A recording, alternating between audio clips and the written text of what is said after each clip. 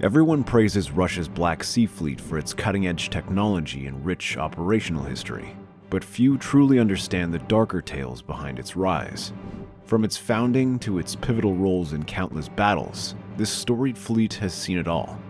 Today we'll leave no stone unturned as we uncover the untold history of the Russian Black Sea Fleet, shedding light on the battles, sacrifices, and strategies that shaped its legacy. Established by Prince Potemkin on May 13, 1783, with its base in Sevastopol, the Black Sea Fleet holds significant historical and political value for Russia.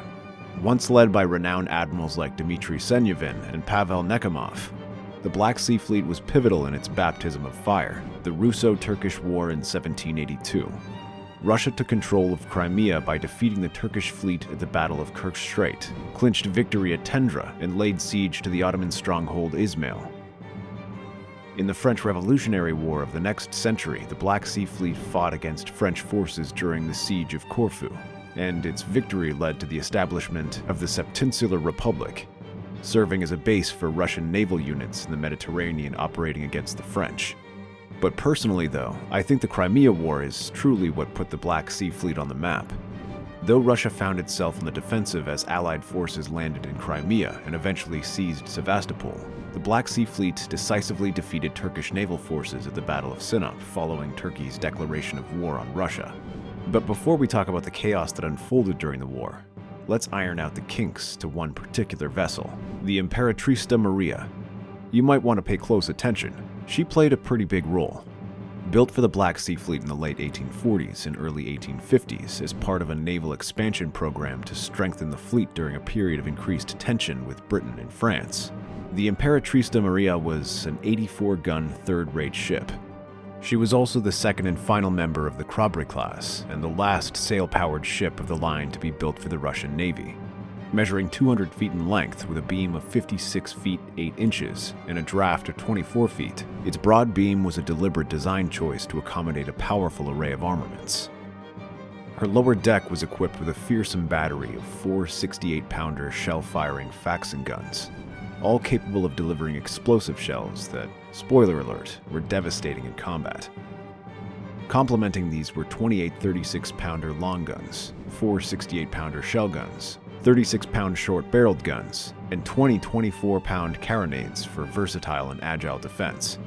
In October 1853, after the outbreak of the Crimean War between Russia and the Ottoman Empire that month, the Emperator Maria served as the flagship for a squadron commanded by Vice Admiral Pavel Nakhomov, carrying a contingent of 939 soldiers to Sukhumi.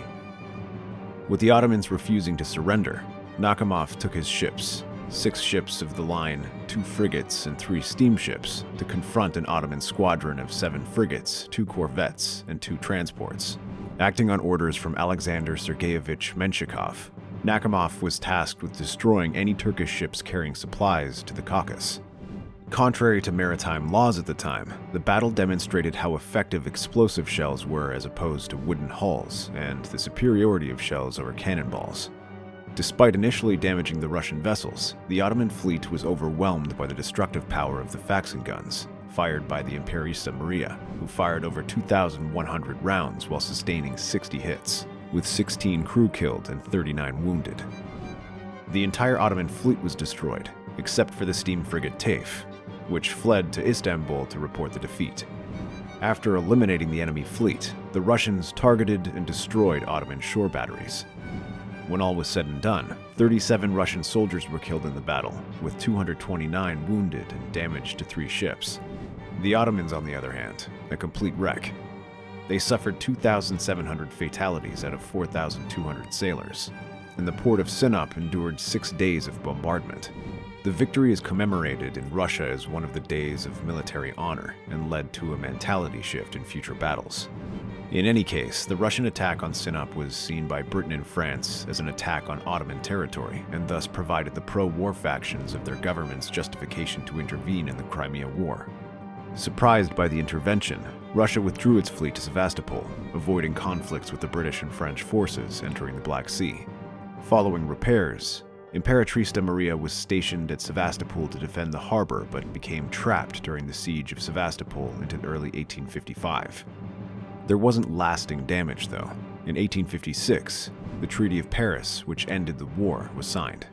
It declared the Black Sea a demilitarized zone, similar to the Åland Islands in the Baltic Sea. Fast forward to World War I, and the Russian and Ottoman navies locked horns yet again. Bolstered by the power of German battlecruiser SMS Goeben, the Ottomans initially had the upper hand during the war, until the construction of modern Russian dreadnoughts like Emperator Ekaterina Velichaya shifted control to the Russians. She was 556 feet long with a beam of 92 feet and designed by Vickers Limited with an enlarged hull to improve buoyancy. This modification improved her stability and performance and addressed the typical issue of Russian ships being a tad overweight. And she was also formidable in the weaponry department. Her armament consisted of a dozen 12-inch guns and 4 triple turrets, supplemented by 10 130mm secondary guns and a range of smaller anti-aircraft guns. She also had 4 17.7-inch torpedo tubes, robust material, and thick armor around her gun turrets and conning tower to buff her up against enemy fire. Finally, her Parsons steam turbines and Yarrow boilers gave her a speed of approximately 21 knots, while packing a respectable range of up to 3,000 nautical miles when cruising at economical speeds. From the 5th to the 9th of January in 1917, Imperatrice Ekaterina Velichaya, alongside 3 pre-dreadnought battleships and the protected cruiser Pamiat Mercuria, patrolled the northwestern Anatolian coast, sinking 39 sailing cargo ships and 3 more in February. She also participated in mine-laying operations off the Bosporus and engaged the cruiser Midilli during another mine-laying operation near the Danube River. That being said, despite sporting powerful capabilities, the Imperatrice Ekaterina Velichaya faced challenges, such as the issue of trim, which had affected her sister ship. Adjustments were made to fix this issue, including reducing the number of rounds for her forward guns. Before we go into the Black Fleet's escapades during the Second World War, are you finally noticing the trend? Russia's ships might not always be the most technically advanced out there, but with grit, expertise, and know-how, they can give anyone a run for their money. Despite the significant German and Axis advance in southern Russia and the fall of Crimea to Axis forces in mid-1942, the Black Sea Fleet, though heavily damaged, performed commendably during World War II. After the Axis failed in their first attempt to take Sevastopol, the forces resorted to siege tactics until mid-1942, when they launched Operation Storfang. This attack targeted the encircled Soviet forces by land, sea, and air. Leading the defense was the Black Sea Fleet and the separate coastal army under Petrov, which had been redeployed from the siege of Odessa. As a desperate measure, the Black Sea Fleet sent close to 50,000 personnel to fight as infantry despite their lack of ground combat training. The naval brigades formed had 4 to 6 battalions of 4,000 men, were well armed with artillery and mortars, enabling them to endure heavy losses. However, Petrov's army lacked tanks and anti-aircraft guns. Worse, the garrison also lacked food supplies and mortar ammunition, which would severely sap Soviet strength. There was also poor communication between headquarters and the front lines. This made Petrov unable to swiftly respond to Axis attacks. Before that, the Soviet hospital ship Armenia was sunk by German aircraft while evacuating civilians and wounded soldiers from Crimea. Accounts vary, but it's estimated that approximately 5,000 to 7,000 people were killed during the sinking, making it one of the deadliest maritime disasters in history. Only 8 people survived that day. Though Russia's navy suffered a lot in the 6-Year War, one of the more impressive battleships in the Black Sea Fleet was the Parizhskaya Kommuna of the Ganga class. With a displacement of around 30,395 tons and a crew of 1,730, the vessel was not only big, but also formidable. Her primary armament consisted of 4 triple 12-inch guns, with a secondary arsenal of 16 120mm guns and robust anti-aircraft weaponry, including 76mm and 37mm cannons. But don't take this to mean that Kommuna was unbeatable on the seas. Her armor lagged behind other contemporary designs, and a top speed of 23.5 knots was just decent. It limited her operational flexibility, especially when compared to more advanced battleships of the era. To make things even worse, Kommuna faced stability challenges caused by additional top weight from earlier modifications. To fix this, a pair of bulges, which added 5.26 meters to the beam, was installed. She also had a refreshing design comprising an outer void compartment to dissipate torpedo blasts, and a second narrower compartment divided into two layers. The lower section absorbed splinters and explosion fragments, while the upper section, with watertight tubes, minimized flooding from gunfire. Finally, her underwater torpedo tubes were removed due to incompatibility with the bulges, and her anti-aircraft defenses were upgraded. 16 37mm 70K automatic AA guns replaced the 45mm guns, with placements on turret tops and in the superstructure. These modifications increased the ship's displacement and improved stability, but slightly reduced her top speed to 21.5 knots. During World War II, the Parizhskaya Kommuna was heavily involved in defending Sevastopol by providing fire support against Axis forces during the siege. It also actively supported Soviet military operations in the Black Sea. On December 29, 1941, the battleship steamed into Sevastopol's South Bay, firing 179 main battery shells and 265 120mm shells to target German forces. Shortly after, she transported 1,025 wounded personnel and departed Sevastopol alongside the cruiser Molotov. For its significant contributions to Soviet efforts during the war, the Parizhskaya Kommuna was awarded the prestigious award of the Red Banner in 1945. It goes to show how Russia again is one of the best when it comes to leveraging older vessels effectively in combat situations.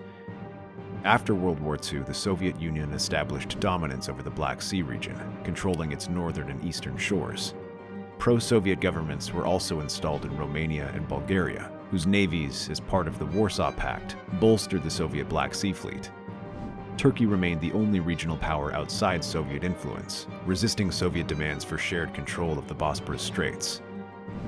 Following the collapse of the Soviet Union in 1991, the Black Sea Fleet had a significant decline in its capabilities. Many ships were either decommissioned or divided between Russia and Ukraine. Wondering what happened to Sevastopol?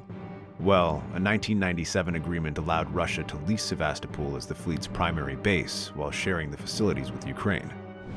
The fleet's capabilities have since been modernized, including the addition of advanced submarines, frigates, and Caliber cruise missiles. In recent years, the fleet has been instrumental in Russia's military campaigns, including the 2014 annexation of Crimea and conflicts such as the Syrian civil war, where its ships launched missile strikes and provided logistical support to Russian forces. Currently, the fleet is heavily involved in Russia's invasion of Ukraine. It has been used to blockade Ukrainian ports, launch missile strikes, and support ground operations, but not without its fair share of challenges. Thanks to a handy array of Western-supplied anti-ship missiles and drones, Ukraine has been able to inflict serious damage on Russian fleets, including the sinking of the flagship Moskva. We can only pray the war comes to an end. With that, we close the curtains on today's fascinating dive into the vessels and expeditions of the Russian Black Sea Fleet, from inception to post-World War II. If its history piqued your interest, don't forget to like, subscribe, and turn on notifications so you can catch all of our upcoming videos. Thanks for watching, and we'll see you in the next one.